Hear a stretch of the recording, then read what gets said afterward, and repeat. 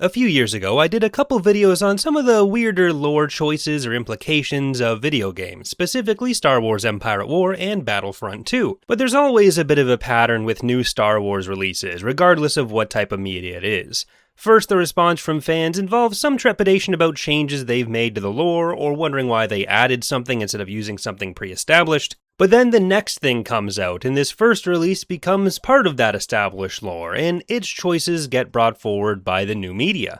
So today, I wanted to talk about the foundational lore of Empire at War, going over the additions made by Empire at War, and where those additions were later used. When the Forces of Corruption expansion came out for Empire at War, it added in things like Thrawn and popular planets from Revenge of the Sith like Utapau and Mustafar, but the biggest addition was of course the Zann Consortium faction and its roster.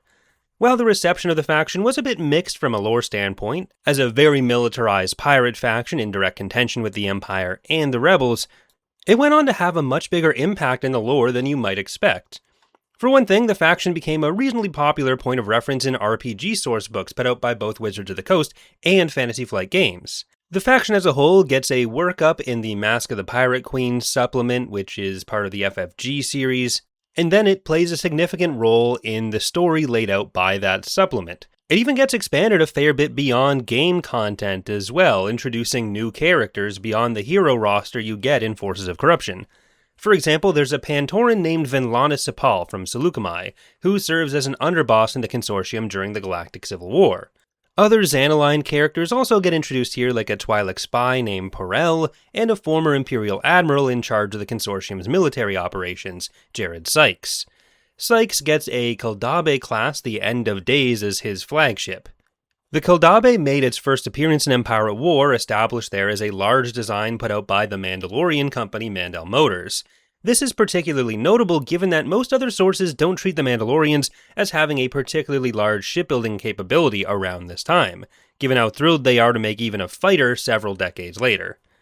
Beyond that, the Consortium is generally stated to be in a heated rivalry with most of the other pirate groups, particularly the Veiled Sorority and its leader, the Pirate Queen. We'll cover a few of the other sourcebook mentions of Consortium content in a minute, but the Consortium even made its way into a few book references as well, especially in the Millennium Falcon novel, where certain other outlaw characters are mentioned to have made their way into the Consortium. To jump back to military hardware, Consortium ships introduced by the game get used a few other times as well. The Aggressor-class Star Destroyer, which included Tiber's flagship Merciless, only ever received a small blurb in the complete encyclopedia, which didn't really add anything, and the Vengeance Frigate didn't even get that, probably because it didn't like this video or subscribe for more. But other ships were a lot more prominent.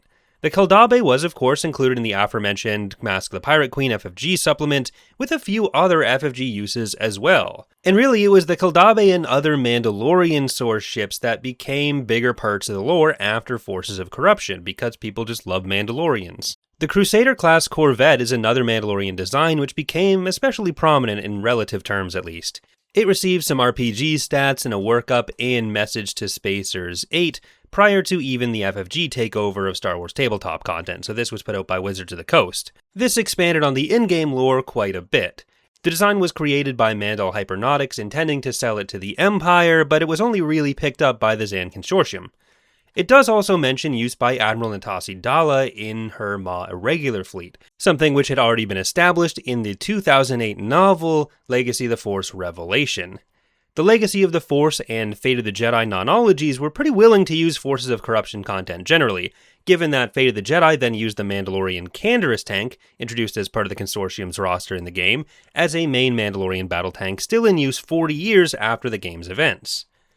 While other ships and vehicles introduced by Forces of Corruption weren't lucky enough to get the novel treatment, a few did get included and fleshed out in the Wizards of the Coast Rebellion-era campaign guide, which featured a whole section on the Zann Consortium, as well as a couple vehicles. Though the information provided here wasn't anywhere near as in-depth as the use in Mask of the Pirate Queen.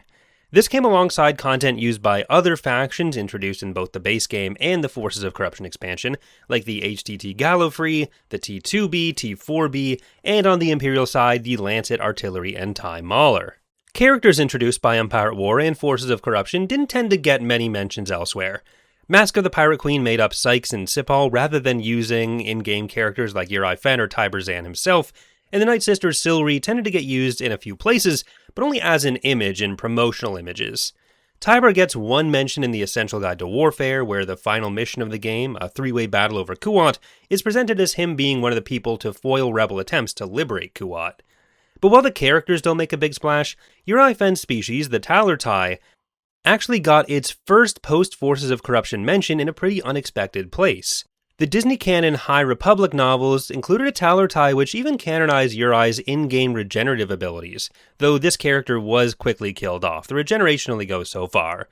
I was still really excited when I read that section either way. It was a pretty cool pull, I thought, considering how nothing had ever used them before.